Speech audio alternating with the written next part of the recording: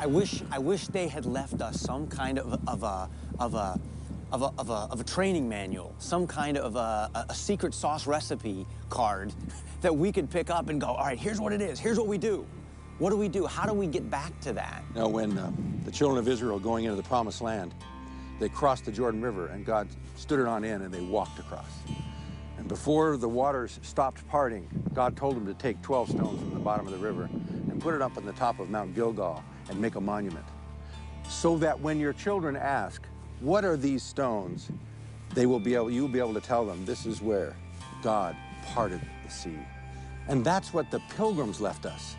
They left us a monument that not only gives tribute to what was accomplished here, but it gives us a specific strategy, a breakout of a blueprint of if we would ever forget what made America great, what made us free, we can go back and follow that strategy, and it's right up on a hill a half mile from here. Right here? Right here.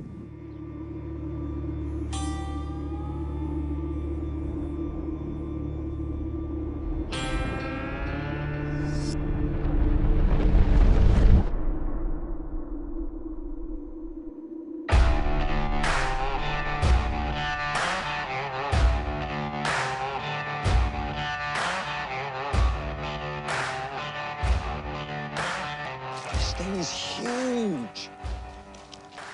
It's 180 tons of solid granite.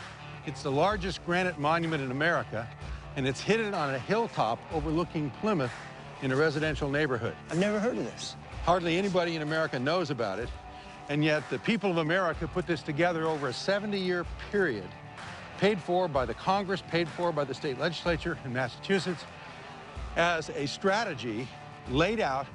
We call it the Matrix of Liberty, that was given to us by the Forefathers, by the Pilgrims.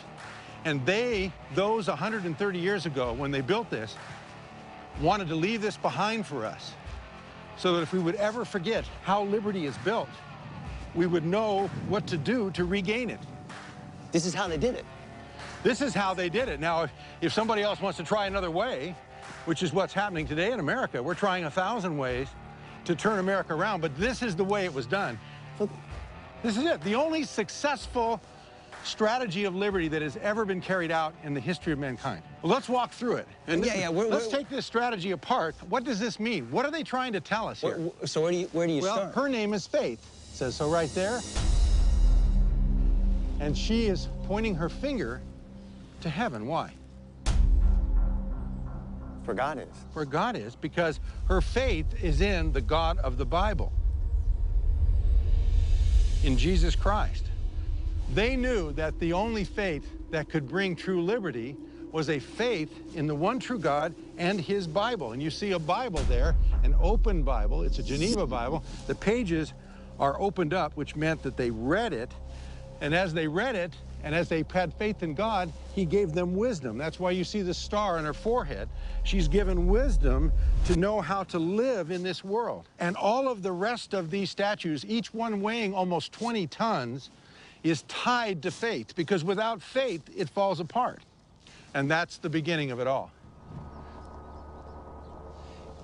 Where do we go from there? From here, you need to go to character or morality, and you'll notice... Because that's the internal liberty. That is the internal liberty, which is the beginning of all freedom. She is called morality. Notice that she has no eyes. That is on purpose, because she's looking internal character, the transformation of the heart first, and then that brings external transformation. And notice that she has the 10 Commandments in her left hand and the scroll of Revelation in the right. What would that signify? The Bible. Exactly.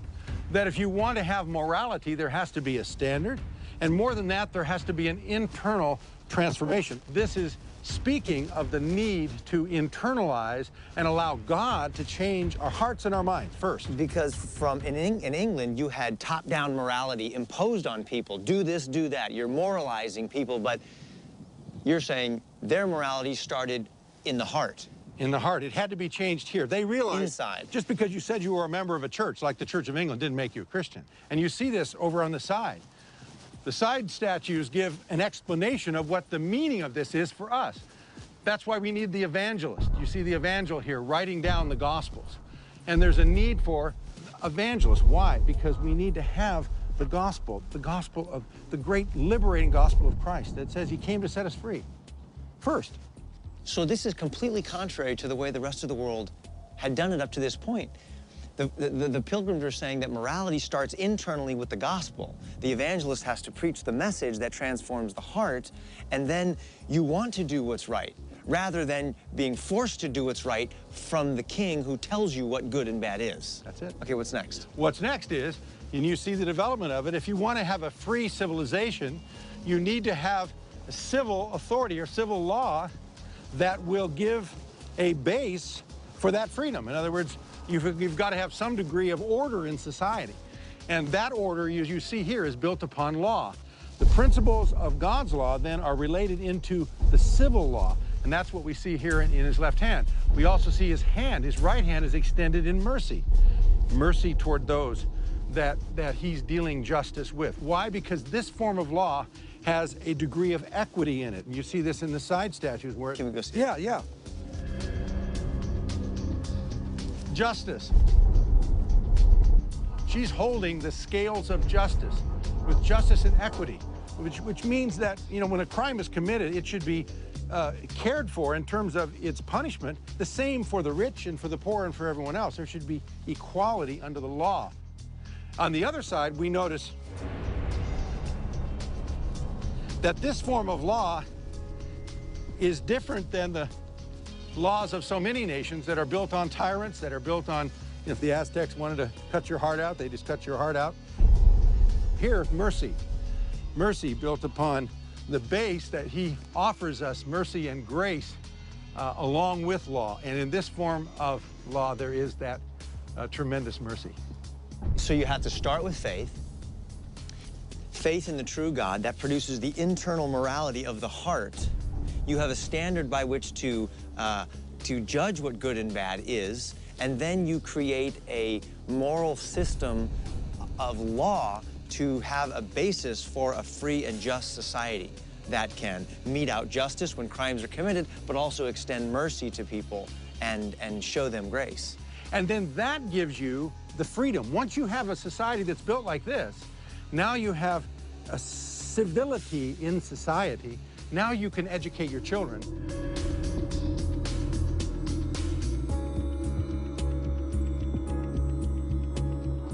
Here, they could train them. And you see the lady here in the statue of education, and she is opening the Word of God or the Book of Knowledge, and she has got the wreath of victory she's wearing, about a 25-year-old woman.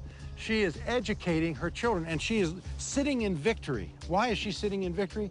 Because she has trained her children up in the way they should go and prepared them so that the next generation that came after them would know the strategy of how to carry on the truth and carry on a free civilization.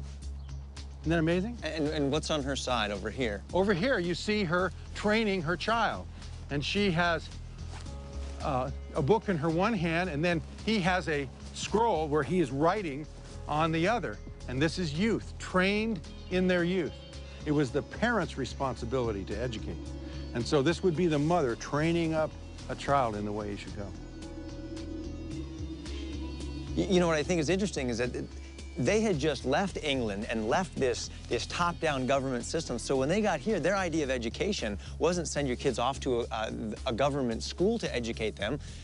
It was the parents' responsibility to do this, particularly because their worldview was different than the government's worldview, which would have been, no, you're a nobody, you're a slave, you just lay down on your back and do whatever the king says, which is sort of the attitude that we get in most governments today, is that you just do whatever the government says.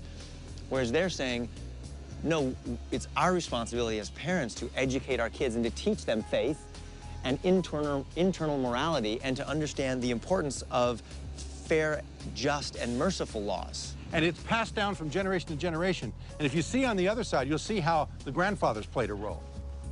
For it's not just the father. Of course, the father and the mother are the key educators. But the key is the hoary heads. Those are the older ones who also have a role. Because you see the guy with the beard here, he's the old guy. And what do you see his left hand pointing to? There's a book, and it looks like you've got the 10 Commandments again. 10 Commandments and an open Bible, okay? And so he, being older and wiser, he knows the commandments, he knows the Word of God, and then he is pointing to that, and then on the other side, what do you see of him? That's the world. The world, right.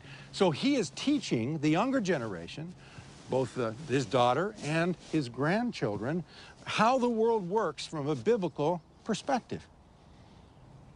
And all of this leads to something, Kirk, and that's, you see the strategy building from the internal to the external, to the law, to education, to pass it on to the next generation. And what are they passing on? They're passing on liberty. And this is what is the result of living out that strategy. In his name is liberty.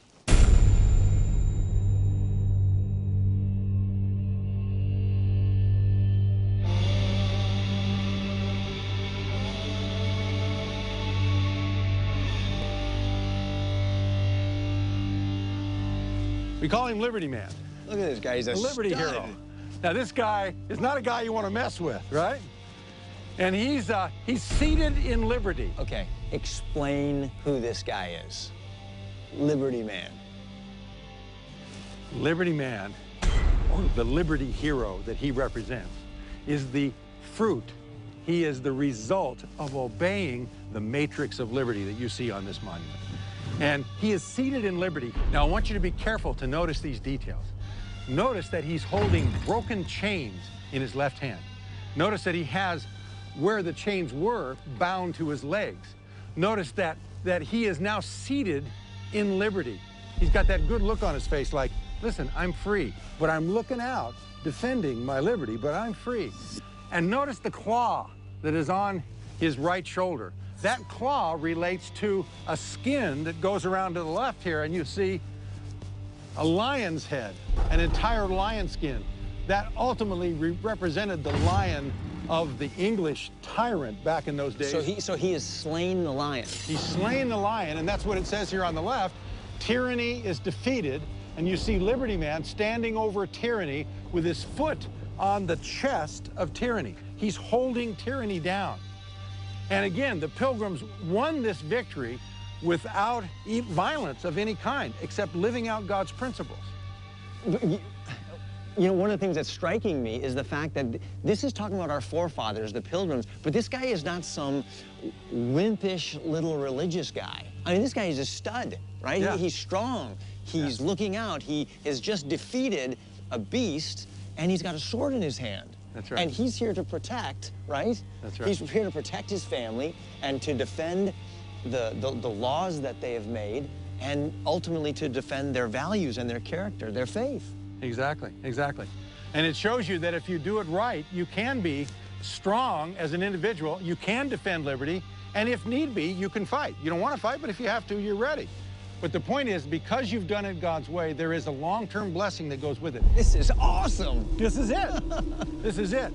So, Kirk, this is that recipe. This is that strategy, that matrix that was what built America. This is it. And if we want to try something else, yeah, people can try other things. But in the history of the world, the one strategy that has brought more liberty, more prosperity, and more joy than any other is this strategy. Why would you go anywhere else?